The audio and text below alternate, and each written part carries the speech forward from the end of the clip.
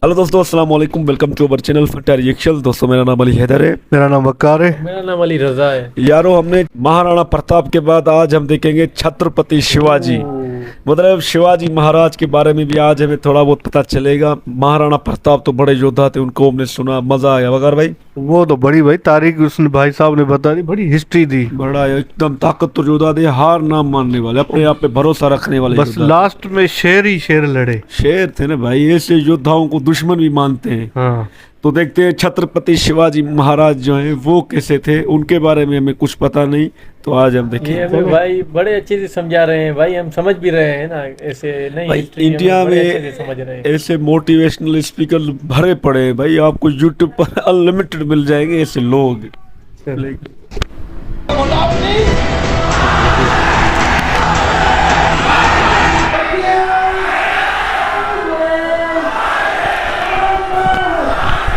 वापस आया हूं आज आपसे बात करने के लिए। मैं Vivek Bindra, motivational speaker, leadership consultant और बिजनेस कोच। आज बात करूंगा छत्रपति शिवाजी के विषय में। मराठाओं के दिल में बड़ी गहरी जगह बनाई। 1630 में जन्म लिया। 19 फरवरी पिता शाहजी भोसले, मां जीजाबाई। पिता शाहजी भोसले तो उस समय मुगलों की सेवा में लगे हुए थे, जो ज्यादा उस समय अवेलेबल नहीं रहा करते थे। तो मां जीजाबाई जिन्होंने ज्यादा समय बिताया छत्रपति शिवाजी के साथ में। शिवाजी छोटा सा बच्चा, उसको बचपन से ही महाभारत से लेकर रामायण तक, रामायण से लेकर भगवद गीता तक और सारी पौराणिक कथाएं उनको सुनाया करती थी। असर क्या हुआ, छोटी उम्र से ही एक स्वाभाविक नेचुरल लीडरशिप शिवाजी के अंदर दिखने लगी। छोटा सा बच्चा, लेकिन वहीं पे मावल नाम की एक जगह, एक स्थान जहां पे कई गांव हुआ करते थे, जो पुणे के नजदीक था। आज का जो पुणे है ना महाराष्ट्र में, उधर ही मावल के पिछड़े और गरीब लोग, लेकिन वो उनमें साहस बहुत था। तभी शिवाजी ने देखा, 12-15 साल की उम्र में इसने देखा, वहां पे 3 साल उन जंगलों में वहां घूमता रहा, लोगों के बीच में रहा। तो उसने देखा ये लोगों में ताकत बहुत है, शक्ति बहुत है, पर ये अनगाइडेड मिसाइल है। एक दिन उसने सारे दोस्तों को और वहां पे गांव के कई लोगों को इकट्ठा किया और उनको क्या बताया कि मराठाओं को मुगलों के नौकर के रूप में जाना जाता है। और ये जो नौकर होता है ना, ये जो गुलामी है, ये एक मानसिकता है और कुछ नहीं है। It is a state of mind. इस गुलामी को तोड़ना है, मराठाओं को उससे बाहर निकलना है। तो ये निजामी शाह, आदिल शाह, इनके चंगुल से मराठाओं को पहली बार बाहर निकालने के लिए ये गांव वालों को उन्होंने तैयार किया। खंजर निकाला और अपना रक्त निकाल के काट के भगवान के शिवलिंग का रक्त अभिषेक कर दिया। और तभी इन्होंने ऐलान किया कि मैं स्वराज यात्रा निकालना चाहता हूं। ये स्वराज यात्रा, ये क्या कहते हैं, गुलामी एक मानसिकता है। क्या है? एक मानसिकता है। आप गुलाम अपनी मानसिकता के कारण है। और वहां पे गुलामी की मानसिकता से मराठाओं को निकाल के खड़ा करने के लिए, अब टीम तो छोटी थी, मैन पावर थी नहीं, रिसोर्सेज थे नहीं, उतने फंड्स थे नहीं, उतनी पीछे से सपोर्ट और ताकत और कोई अलायंस अभी तक था नहीं।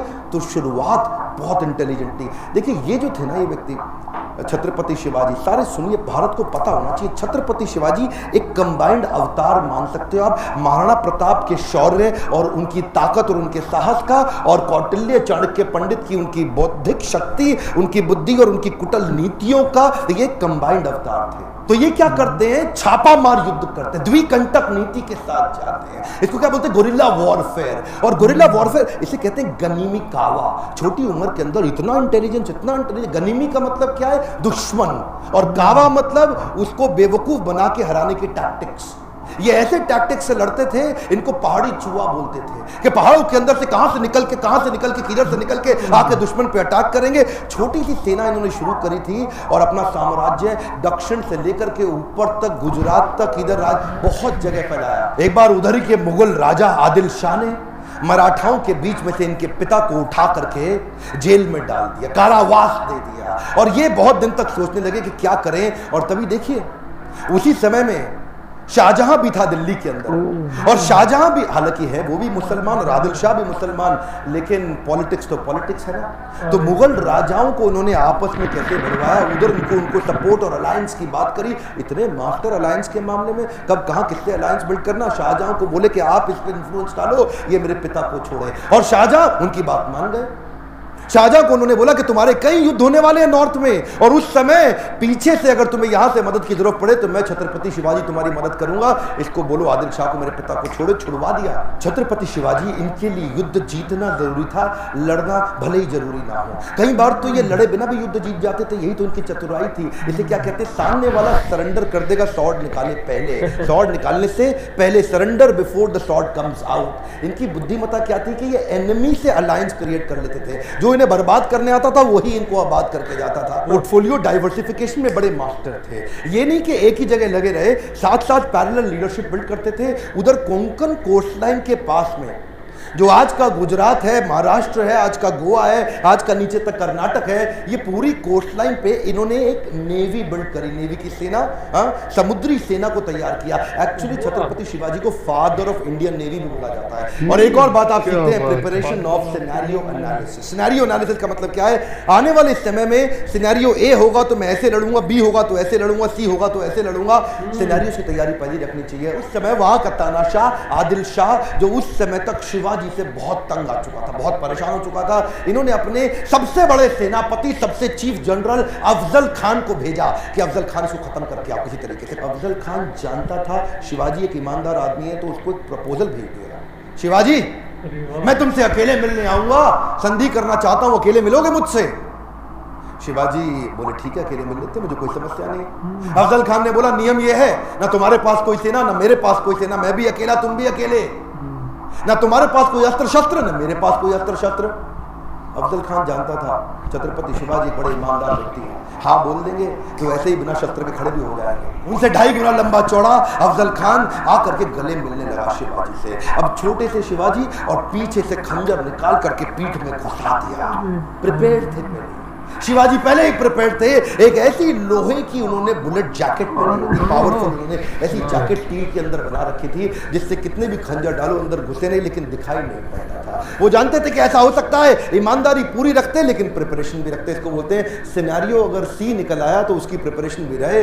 हाथ पीछे से खींचा और उनका सिंह नख बाहर निकल आया, और वो जो सिंह नख नाम का उनका जो चाकू होता है ना, वो चाकू शेर के पंजे जैसा इतना सॉलिड कि उसको घुसाया पेट में। अफजल खान का किडनी वहां से बाहर निकाल दी, और यहां रुके नहीं, इसको मारते ही अब इसकी सेना का पूरा मनोबल तोड़ दिया, उनकी मानसिक दिशा को कमजोर करके उनका प्रतापगढ़ किला जीत गए। सबसे बड़ी लर्निंग एक और है, पहले तो प्रिपरेशन रखो पूरी वर्ष के लिए, और उसके बाद अगर जीत गए या हार गए उसको अपने ऊपर हावी मत होने दो, अगले के लिए चालू कर दो। अभी इतनी बड़ी जीत मिली कि ये नहीं कि मतलब अब जाके बैठ के आराम करें जी, बहुत बड़ा किला जीत गए, बहुत बड़ा किला जीत गए। 18 दिन के अंदर अगला किला पनहल का, फोर्ट ऑफ पनहल, उसको भी कैप्चर कर लिया। अच्छा, एक हारने का उदाहरण भी देखिए, मिर्जा राजा जयसिंह उस समय हुआ करते थे। अब इन्होंने मुगल लोगों ने राजा जयसिंह को मिर्जा बना लिया था, अपने साथ जोड़ करके अपनी सेना में ले लिया। एक दफा मिर्जा राजा जयसिंह ने इनको एक युद्ध में हराया और इनसे पुरंदर की ट्रीटी साइन करा दी। पुरंदर की ट्रीटी साइन कराते वक्त इनके 23 किले इनसे छीन लिए गए, और 23 किले अब इनके हाथ से निकल गए। वो उनके लिए हार थी, हाँ हार थी, लेकिन हारने के बाद भी नहीं रुकते। ये क्या किया, come on bounce back, come on, क्या याद है ना आपको, बाउंस बैक। और कैसे बाउंस बैक किया, पुरंदर की संधि में 23 किले हाथ से निकल गए, हाँ निकल गए, लेकिन रुकना तो है नहीं। अगले कुछ सालों के अंदर 23 किले हारे पर 360 किले और जीत गए। 360 किले उन्होंने जो फोर्ट होते हैं, कई मैंशन, एक के बाद एक के बाद। इनकी लड़ाई किसी भी प्रकार से किसी धर्म के अगेंस्ट नहीं थी, इनकी लड़ाई थी मराठाओं की रक्षा करने के लिए। ये मराठाओं के लिए खड़े, ये मुसलमानों के अगेंस्ट नहीं, मुगलों के अगेंस्ट थे। वो मुगल जो विदेश से आए उनके अगेंस्ट थे, क्योंकि मुसलमान तो उनकी टीम में बहुत सारे थे। इनके कई सारे बड़े बड़े आर्मी के जनरल ही मुसलमान हुआ करते थे, इनके कई दोस्त भी मुसलमान थे, इनके जो एक अपनी टीम के वजीर आजम वो भी मुसलमान थे, इनके कई गुरु भी मुसलमान थे। लेकिन ये मुगलों के खिलाफ थे जो आके मराठाओं को तंग करके उनको नौकर बनाया था। बाहर से आके मुगलों ने मराठाओं को जो तंग किया, उनकी पीड़ा को वहीं से इन्होंने टीम को नीचे नीचे से इकट्ठा करके छापा मार युद्ध से आज इतनी बड़ी सेना खड़ा कर ली। अच्छा, एक बात और जो इस वीर मराठा को मुगलों से अलग करती थी, वो खास बात थी इनका स्त्रियों के प्रति विशेष सम्मान। क्या बोलते थे, माँ, औरतें और बच्चे, इनको कोई तंग नहीं करेगा चाहे कुछ भी हो जाए। और ये जो उनकी लीडरशिप विजडम थी ना, ये बचपन में महाभारत, भगवत गीता, रामायण पढ़ने से जो उनके अंदर आई, ये इन्होंने अपने सैनिकों में भी कूट कूट के डाल दी थी कि अगर किसी, देखिए जहाँ उसी समय मुगल लोग औरतों को उठा लिया करते थे, उनका अपहरण करते थे, उनका रेप कर लेते थे, उनको उनके मंदिर तोड़ना, उनको मारना पीटना, वहीं ये क्या बोले, किसी दूसरे धर्म का अपमान नहीं करेंगे, किसी दूसरे की स्त्री को गलत नजर से कभी देखेंगे नहीं, और अगर मेरा कोई सैनिक देखते हुए मिल गया तो उसको खत्म कर दूंगा। इन्होंने वो वैल्यूज अपनी टीम के अंदर डाल दी। इनकी ये क्वालिटी ने इनको इतनी रिस्पेक्ट अर्न करी, इतनी रिस्पेक्ट अर्न करी कि लोग अपनी जान देने लग गए। इस वीर मराठा की कथा मैं चाहता हूं पूरे देश तक पहुंचे। आज अगर आप में थोड़ा सा भी आप में इच्छा है कि हमारे देश के इस इतिहास को कोई भूल ना जाए, इसको व्हाट्सएप पे फैला दीजिए। हर मराठा की जिम्मेदारी है कि इसको देश तक पहुंचाएं और लोगों को पता चले वीर छत्रपति शिवाजी के विषय में। कई बार मैं मुंबई आता हूं, पुणे आता हूं, औरंगाबाद। बिल्कुल यार, मतलब वकार भाई गूस बम्स आ गए इनके बारे में भी सुन के, समझ के यार।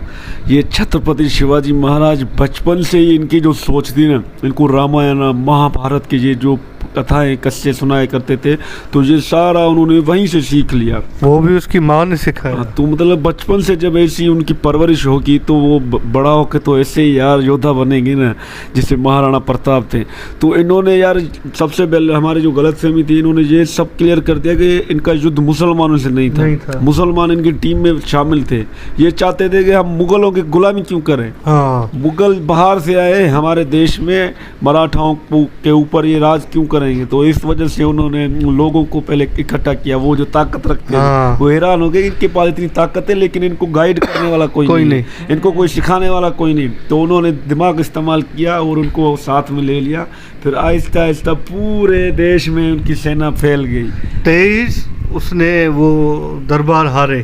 हाँ, लेकिन उसके बदले में 360 वो क्या जीते। बात है यार, इतनी देखो ये होती है। फिर हार कर भी उसने बोला आगे जाओ। हाँ, एक और पहाड़ों में छुपे होते थे और दुश्मन को मतलब ऐसे मतलब घुमाते थे ना, वो पता ही नहीं चला कहाँ से आ रहे हैं, कहाँ से जा रहे हैं। पहाड़ी ऐसा चूहा। होना चाहिए भाई, ऐसा वो इतनी सेना का बस क्या उनको भी कॉन्फिडेंस दे दिया, बता दिया कि कोई भी गलत नजर से किसी भी महिला को नहीं देखेगा। तो वो भी ये तभी बड़ी अच्छी बात है। जब ये हम मुगल जो थे औरतों पर गलत मतलब लूट जाते थे ना, उनका रेप करते थे, लेकिन बदले में उन्होंने नहीं किया ऐसा। मुगलों के साथ भी उन्होंने कहा ये औरतें इनको ऐसा नहीं उनकी रिस्पेक्ट होनी चाहिए। तो अगर मेरा भी कोई सिपाही इसमें निकला उसको भी मैं काट दूंगा। ये यार असली लीडर वाकई। ये लीडर होते हैं। और वो अफजल खान कौन था जिसने खंजर मारा, धोखा दिया, उसको भी पता चल गया, ऐसा ही उसको वार किया। यार आप खुद सोचो, उस वक्त उनका दिमाग इतना तेज था कि वो तैयारी करके गए, बुलेट प्रूफ जैकेट पहन के। हाँ, तो उसको भी पता था, वो भी और इतना उसकी भाई अपना ऐसा चंबे शेर वाला चंबा निकाल के उसका कितनी निकाल के आया। सही किया, ऐसा ही होना चाहिए। उसने धोखा क्यों दिया? धोखे वाले यार को बुलाया, एक तो कद भी ऊंचा था, गले लगाया शिवाजी महाराज को और धोखा दे रहा है। मैं भी सोच रहा था कि गले मिल रहे, बात करेंगे अभी बैठ करके, आप बड़े योद्धा हो, आप बात नहीं, शिवाजी महाराज ने भरोसा दिखाया, कहा कि भरोसा दिखाऊंगा, लेकिन तैयारी भी कर ली अपनी, अगर ऐसा हुआ तो मैं ऐसा कर लूँ। यार क्या बात है यार शिवाजी महाराज। बस भाई अफजल खान को भी सुला दिया हमेशा के लिए। बाकी आज यार महाराणा प्रताप के बाद छत्रपति शिवाजी को भी सुनाना, यकीन मानिए यार क्या है, इस तरह भरा हुआ है इतिहास इंडिया का। भाई हिस्ट्री भरी पड़ी है। अभी तो हमने ये 2 योद्धाओं की बातें सुनी है भाई, अभी तो और भी बाकी होंगे यार। अभी तो मेरे ख्याल में पृथ्वीराज चौहान भी है, उनको भी सुनना है। बताएंगे जो भी है ना, लिंक में यार हमें बताना कौन सी है आपको जो ऐसे योद्धाओं की और भी हमें कमेंट्स में लिंक दो यार, हमें बड़ा अच्छा लग रहा है, हमें इनके बारे में पता चल रहा है। तो यार वाकई में मजा आ गया आज ये भी सुनकर। उम्मीद करते हैं आपको ये अच्छी लगी होगी वीडियो, तो इसको लाइक करें, शेयर करें और सब्सक्राइब करें। Thank you.